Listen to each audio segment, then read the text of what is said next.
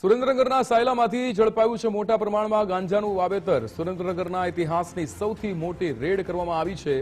36 કલાક સુધી રેડ કરીને એસઓજીની ટીમે 15 કરોડથી વધુની કિંમતનો 3036 કિલો 800 ગ્રામ ગાંજો ઝડપી પાડ્યો છે। એરંડા કપાસની આડમાં વાવેતર કરાયેલા લીલા ગાંજાના છોડ તેમજ સૂકો ગાંજો જપ્ત કરવામાં આવ્યો છે। ડીવાયએસપી વીએમ રબારીની મળેલી ચોક્કસ બાતમીના આધારે એસઓજી શાખાએ સાયલા તાલુકાના કસવાળી ગામે દરોડો પાડ્યો હતો। આ દરોડામાં કસવાળીના સંજય તાવિયાની વાડીમાં તપાસ કરતા ચોંકાવનારી વિગતો સામે આવી। આરોપીએ પોતાની માલિકીની વાડીમાં એરંડા અને કપાસના પાકની આડમાં ગેરકાયદેસર રીતે લીલા ગાંજાના છોડનું વાવેતર કર્યું હતું। પોલીસે વાડીમાંથી 550 નંગ લીલા ગાંજાના છોડ અને મોટા જથ્થામાં સૂકો ગાંજો જપ્ત કર્યો છે। આ તમામ ગાંજાનું કુલ વજન 3036 કિલો 800 ગ્રામ થયું હતું, જેની અંદાજિત બજાર કિંમત ₹15 કરોડ 18,40,000 આંકવામાં આવી છે। ગાંજાના છોડને ઉખેડવા માટે 12 જીઆરડી જવાનોની મદદ લેવામાં આવી હતી। ગાંજાનો જથ્થો 3 ટ્રેક્ટરમાં ભરીને પોલીસ સ્ટેશન લઈ જવાયો હતો।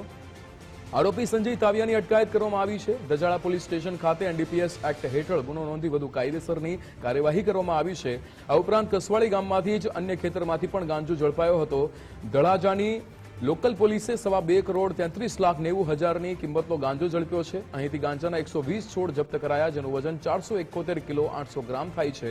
જેનો મુખ્ય આરોપી બાબુ મીઠાપરા કે જે કસવાળી ગામના ખેતરમાં તુવેરના વાવેતરમાં અંદર આ ગાંજાના છોડ મળી આવ્યા હતા। બંને ખેતરમાંથી મળીને કુલ 18 કરોડથી વધુની કિંમતનો ગાંજો ઝડપાયો છે। બંને આરોપીઓ હાલ પોલીસ કસ્ટડીમાં છે। ઉલ્લેખનીય છે કે સુરેન્દ્રનગરમાં 1 મહિના પહેલા પણ કરોડોનો ગાંજો ઝડપાયો હતો।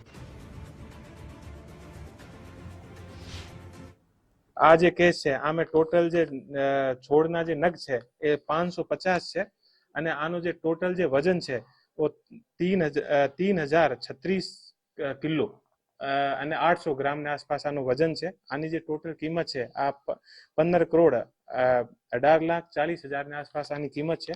બંને જે કેસ છે આની ટોટલ જે કિંમત છે આ લગભગ 18 કરોડની આસપાસની આની જે કિંમત છે।